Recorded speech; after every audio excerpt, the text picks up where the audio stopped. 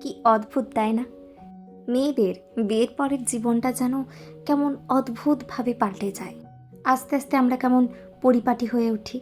এই যে অগোছালো বিছানাটা কোনো মতেই দেখতে ভালো লাগে না।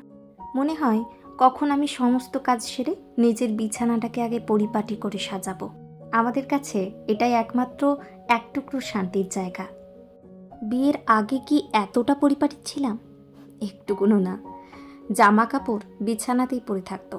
বিছানা ঝেড়ে পরিষ্কার তো দূরের কথা, নিজের জামা কাপড়গুলো পর্যন্ত টিউশন থেকে স্কুল থেকে এসে বিছানাতেই ফেলে রাখতাম। মা তখন বারবার চিৎকার করতো ঠিকই, তখন বুঝিনি, এখন বুঝি মা কেন বলতো কথাগুলো।